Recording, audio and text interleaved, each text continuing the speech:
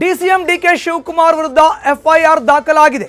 BJP ನಾಯಕರ ವಿರುದ್ಧ ಸುಳ್ಳು ಪೋಸ್ಟ್ಗಳ ಆರೋಪದ ಹಿನ್ನೆಲೆಯಲ್ಲಿ ರಾಜ್ಯದ ಉಪಮುಖ್ಯಮಂತ್ರಿ ಡಿಕೆ ಶಿವಕುಮಾರ್ ವಿರುದ್ಧ ಎಫ್ಐಆರ್ ದಾಖಲಾಗಿದೆ. ಬಿಜೆಪಿ ನಾಯಕರ ವಿರುದ್ಧ ಸುಳ್ಳು ಪೋಸ್ಟ್ಗಳನ್ನು ಹಾಕಿದಂತ ಆರೋಪದ ಹಿನ್ನೆಲೆಯಲ್ಲಿ ಈಗ ಎಫ್ಐಆರ್ ದಾಖಲಾಗಿದೆ. ಬಿಎಸ್ ಯಡಿಯೂರಪ್ಪ, ಬಿವೈ ವಿಜಯೇಂದ್ರ ಸೇರಿ ಹಲವು ನಾಯಕರ ಪೋಸ್ಟ್ ಅನ್ನು ಹಾಕಲಾಗಿತ್ತು. ಕೆಪಿಸಿಸಿಯ ಎಕ್ಸ್ ಹ್ಯಾಂಡಲ್ನಲ್ಲಿ ಈ ರೀತಿಯ ಪೋಸ್ಟ್ಗಳನ್ನು ಹಾಕಲಾಗಿತ್ತು. ಇದರ ವಿರುದ್ಧ ಯೋಗೇಂದ್ರ ಹೊಡಗಟ್ಟ ಪಿಸಿಆರ್ ದಾಖಲಿಸಿದ್ರು.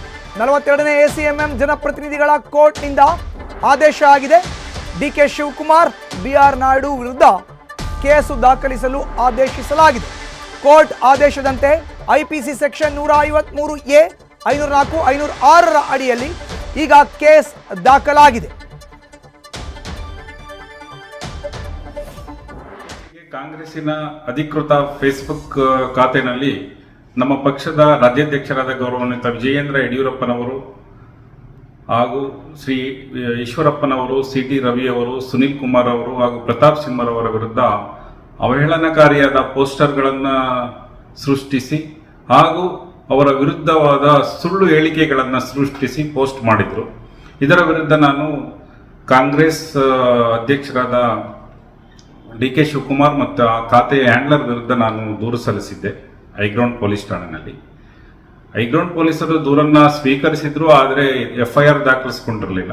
ಹಾಗಾಗಿ ನಾನು ನ್ಯಾಯಾಲಯದಲ್ಲಿ ಖಾಸಗಿ ದೂರನ್ನು ದಾಖಲಿಸಿದ್ದೆ. ನಮ್ಮ ವಾದವನ್ನು ಆಲಿಸಿದ ನ್ಯಾಯಾಲಯ ತಕ್ಷಣ ಅವರ ವಿರುದ್ಧ ಎಫ್ಐಆರ್ ದಾಖಲಿಸಿಕೊಂಡು ತನಿಖೆಯನ್ನು ಮಾಡುವಂತೆ ಆದೇಶಿಸಿತ್ತು. ಆ ಆದೇಶದ ಪ್ರಕಾರ ಈಗ ಡಿ ಕೆ ಶಿವಕುಮಾರ್ ಅವರು ಮತ್ತು ಫೇಸ್ಬುಕ್ ಖಾತೆ ಹ್ಯಾಂಡ್ಲರ್ ವಿರುದ್ಧ ಎಫ್ಐಆರ್ ದಾಖಲಾಗಿದೆ. ಇನ್ನು ನೇರವಾಗಿ ಕೆಪಿಸಿಸಿ ಅಧ್ಯಕ್ಷ ಡಿಕೆ ಶಿವಕುಮಾರ್ ವಿರುದ್ಧ ಈಗ ಎಫ್ಐಆರ್ ದಾಖಲಾಗಿದೆ. ಯೋಗೇಂದ್ರ ಹೊಡಗಟ್ಟ ಅವರ ಪಿಸಿಆರ್ ಆದೇಶದ ಅನ್ವಯ 42ನೇ ಎಸಿಎಂಎಂ ಜನಪ್ರತಿನಿಧಿಗಳ ಕೋರ್ಟ್ ಎಫ್ಐಆರ್ ದಾಖಲಿಸಲು ಆದೇಶಿಸಿದೆ. ಈ ನಿಟ್ಟಿನಲ್ಲಿ ಡಿಕೆ ಶಿವಕುಮಾರ್ ವಿರುದ್ಧ ಈಗ ಬೆಂಗಳೂರಿನ ಹೈಗ್ರೌಂಡ್ಸ್ ಪೊಲೀಸ್ ಠಾಣೆಯಲ್ಲಿ ದೂರು ದಾಖಲಾಗಿದೆ.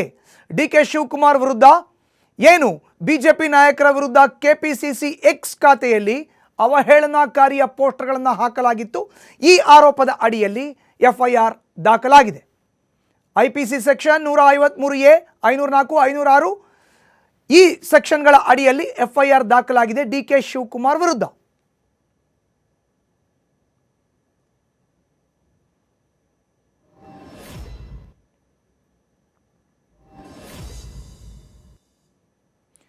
ಹೆಚ್ಚಿನ ಡೀಟೇಲ್ಸ್ ನಮ್ಮ ಪ್ರತಿನಿಧಿ ವಿಷ್ಣು ಪ್ರಸಾದ್ ನೀಡ್ತಾರೆ. ದೂರವಾಣಿ ಸಂಪರ್ಕಕ್ಕೆ ಸಿಕ್ಕಿದ್ದಾರೆ. ವಿಷ್ಣು, ಈಗ ಬೆಂಗಳೂರಿನ ಹೈಗ್ರೌಂಡ್ಸ್ ಪೊಲೀಸ್ ಠಾಣೆಯಲ್ಲಿ ಕೆಪಿಸಿಸಿ ಅಧ್ಯಕ್ಷ ಡಿಕೆ ಶಿವಕುಮಾರ್ ವಿರುದ್ಧ ದೂರು ದಾಖಲಾಗಿದೆ.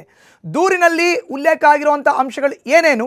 ಇದರಿಂದ ಡಿಕೆಶಿಗೆ ಸಂಕಷ್ಟ ಎದುರಾಗುತ್ತಾ ವಿಷ್ಣು? ಖಂಡಿತ ಮಧುಸೂದನ್, ಯಾಕಂತಂದ್ರೆ ಇವರ ವಿರುದ್ಧ ದಾಖಲಾಗಿರುವಂತಹ ಎಫ್ಐಆರ್ ನಾವು ನೋಡ್ತಾ ಹೋದಂತಹ ಸಂದರ್ಭದಲ್ಲಿ ಪ್ರಮುಖವಾಗಿ 4 ಸೆಕ್ಷನ್ಗಳನ್ನ ಇಲ್ಲಿ ಹಾಕುವಂತ ಕೆಲಸವನ್ನು ಮಾಡಿದ್ದಾರೆ. ಮೊದಲನೇದಾಗಿ ಐಪಿಸಿ ಸೆಕ್ಷನ್ 153A ಅನ್ನು ಹಾಕಿರುವಂತದ್ದು, ಮತ್ತೆ 504 ಮತ್ತೆ 506 ಮತ್ತೆ 464 ಏನು ಸೆಕ್ಷನ್ಗಳನ್ನ ಹಾಕುವಂತ ಕೆಲಸವನ್ನು ಮಾಡಿದ್ದಾರೆ. ಇದರಲ್ಲಿ ಪ್ರಮುಖವಾದಂತಹ ಆರೋಪ ಏನಂತಂದ್ರೆ ಒಬ್ಬ ವ್ಯಕ್ತಿಯ ವೈಯಕ್ತಿಕವಾಗಿ ಅವ್ರನ್ನ ಚಾರಿತ್ರ್ಯ ವಧೆಯನ್ನ ಮಾಡುವಂತ ಕೆಲಸವನ್ನ 153A ಹೇಳುವಂಥದ್ದು, ಮತ್ತೆ 504 ದುರ್ದೇಶಪೂರ್ವಕವಾಗಿ ಅವರ ವಿರುದ್ಧ ನಿಂದನೆ ಮಾಡಿ ಪೋಸ್ಟ್ ಗಳನ್ನ ಹಾಕುವಂಥದ್ದು, ಮತ್ತೆ 506 ಪರೋಕ್ಷವಾಗಿ ಮತ್ತೆ ಪ್ರತ್ಯಕ್ಷವಾಗಿ ಅವರಿಗೆ ಜೀವ ಬೆದರಿಕೆ ಒಡ್ಡುವಂಥದ್ದು, ಮತ್ತೆ 464 ಅಡಿಯಲ್ಲಿ ಸುಳ್ಳು ಪೋಸ್ಟ್ ಅನ್ನು ಕ್ರಿಯೇಟ್ ಮಾಡಿ ಅಪಪ್ರಚಾರ ಮಾಡುವಂಥದ್ದು ಅಂತ ಈ ಒಂದು ಸೆಕ್ಷನ್ ಗಳನ್ನ ಹಾಕಿ ಈಗ ಎಫ್ಐಆರ್ ದಾಖಲಿಸುವಂತ ಕೆಲಸವನ್ನು ಮಾಡಿದ್ದಾರೆ. ಇದರಲ್ಲಿ 2 ನಾನ್ ಬೇಲೆಬಲ್ ಸೆಕ್ಷನ್ಗಳು ಕೂಡ ಇರುವಂತದ್ದು. ಇದಕ್ಕೆ ಸಂಬಂಧಪಟ್ಟಂತೆ ಈಗ ಡಿ ಕೆ ಶಿವಕುಮಾರ್ ಅವರು ಬೇಲ್ ತೆಗೆದುಕೊಳ್ಬೇಕಾಗುತ್ತೆ.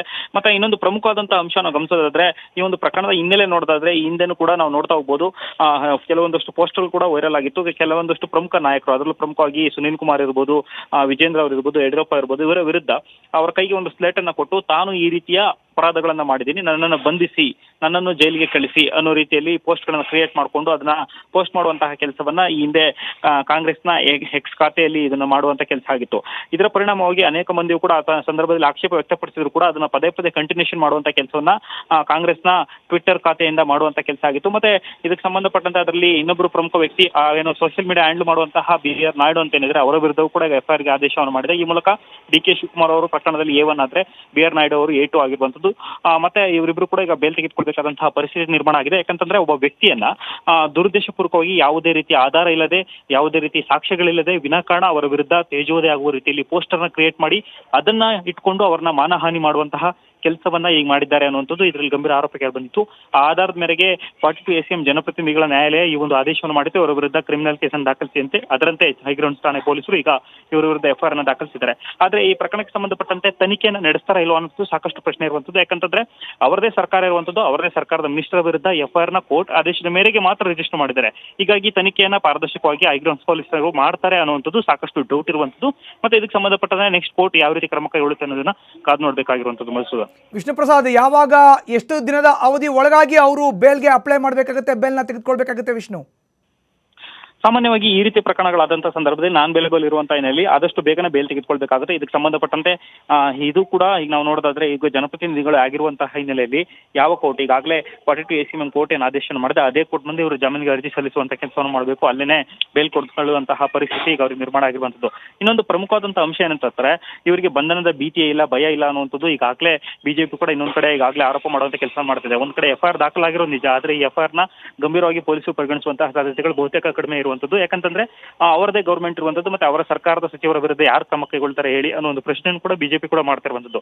ಇದು ಈ ಒಂದ್ ಕಡೆ ಸಾಮಾನ್ಯವಾಗಿ ಜನರ ಟೀಕೆಗೆ ಕಾರಣ ಆದ್ರೆ, ಇದರ ನಡುವೆ ಇದು ಒಂದ್ ರೀತಿ ಕಾನೂನು ಎಲ್ರಿಗೂ ಒಂದೇ ಅನ್ನೋದನ್ನ ಈಗ ಕೋರ್ಟ್ ಪುನಃ ಸಾರುವಂತಹ ಕೆಲಸವನ್ನು ಮಾಡಿದೆ. ಒಬ್ಬ ವ್ಯಕ್ತಿಯ ವಿರುದ್ಧ ಯಾವುದೇ ಸಾಕ್ಷ್ಯಾಧಾರಗಳಿಲ್ಲದೆ ಅವರನ್ನ ಮಾನಹಾನಿ ಮಾಡೋದಕ್ಕೋಸ್ಕರ ಈ ರೀತಿ ಅಪಪ್ರಚಾರ ಮಾಡೋದಕ್ಕೆ ನಕಲಿ ಪೋಸ್ಟರ್ ಗಳನ್ನ ಕ್ರಿಯೇಟ್ ಮಾಡಿಕೊಂಡು ಸುಳ್ಳು ಆರೋಪಗಳನ್ನ ಮಾಡಿದಂತಹ ಸಂದರ್ಭದಲ್ಲೂ ಕೂಡ ಅಂತಹ ವ್ಯಕ್ತಿಯ ವಿರುದ್ಧವೂ ಕೂಡ ಕ್ರಮ ಕೈಗೊಳ್ಳಾಗುತ್ತೆ ಅನ್ನೋದನ್ನ ನ್ಯಾಯಾಲಯ ಇಲ್ಲಿ ಒತ್ತಿ ಹೇಳುವಂತಹ ಕೆಲಸವನ್ನು ಮಾಡಿದೆ. ಮಧುಸೂದನ್, ಧನ್ಯವಾದ ವಿಷ್ಣು ನಿಮ್ಮ ಮಾಹಿತಿಗೆ.